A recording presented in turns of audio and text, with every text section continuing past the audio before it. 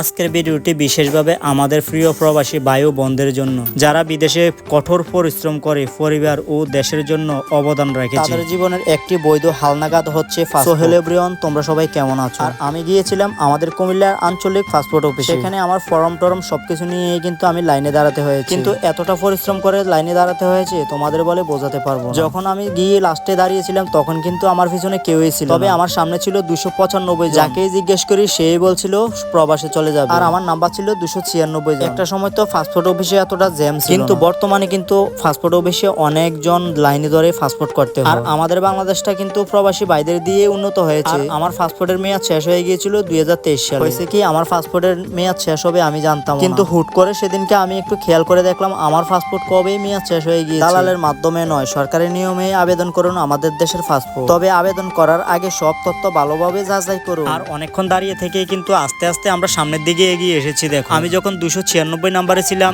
একটু পরে তাকিয়ে দেখি আমার পিছনে আরো 50 জন হয়ে গিয়েছে। আর ঠিক পাসপোর্ট অফিসের সামনের এই শেডটাতে আমরা একটু বসার স্থান পেয়েছিলাম। পাসপোর্ট হচ্ছে নাগরিক অধিকার, আর এটা হচ্ছে সরকারের সর্বাত্মক দায়িত্ব। আর এই যে দেখতে পাচ্ছ, এটা হচ্ছে পাসপোর্ট অফিসের কুমিল্লার ভিতরের অংশ। এখানে দুই জায়গায় জাস্টিফাই করার পরে কিন্তু দুইটা সিল পড়ে, লাস্ট পর্যায়ে কিন্তু একটা স্লিপ দেওয়া হয় হাতে। পাসপোর্ট অফিসের সব থেকে কষ্টের কাজ হচ্ছে এই লাইনে দাঁড়িয়ে থাকা, তারপর স্টেপ বাই স্টেপ সব কাজ শেষ করে কিন্তু এখানে আসতে হয়। এটা হচ্ছে ছবি তোলার কক্ষ, আর এখানে গুরুত্বপূর্ণ অনেক কাজ হয় ভিতরে। ওই যেমন ফিঙ্গার দেওয়া, ছবি তোলা, চোখের আইরিশ দেওয়া। আমি এই মুহূর্তে আছি ফাইনাল স্টেপ। আমি কিন্তু এই মুহূর্তে ঢুকে যাব ছবি তোলার জন্য, আর ফাইনালি কিন্তু এখানে ছবি তোলা হচ্ছে। দেখো, আমি ঢুকে গিয়েছি ফাইনাল স্টেপে। আমার কিন্তু আগের দুইটা পাসপোর্টের এক্সপায়ার ডেট হয়ে গিয়েছিল, আর এখনকার পাসপোর্টটা নিয়ে আমার 3 নাম্বার পাসপোর্ট হচ্ছে। তারপর ফাইনাল কি, আমার পাসপোর্ট করা শেষ হয়ে গিয়েছে। এখন ফর্মটা হাতে নিয়ে দেখো পাসপোর্ট অফিসের সামনেই দাঁড়িয়ে আছে। তোমরা হয়তো অনেকেই বলতে পারো, দাদা তোমার হাতে একটা পাসপোর্ট দেখা যাচ্ছে। হ্যাঁ, এই পাসপোর্টটা পুরনো পাসপোর্ট সাথে নিতে হয়। হ্যাঁ, এটাই হচ্ছে প্রবাসী ভাইদের মেইন পাসপোর্ট। দেশের উন্নয়নে প্রবাসী ভাইরা অনেক এগিয়ে।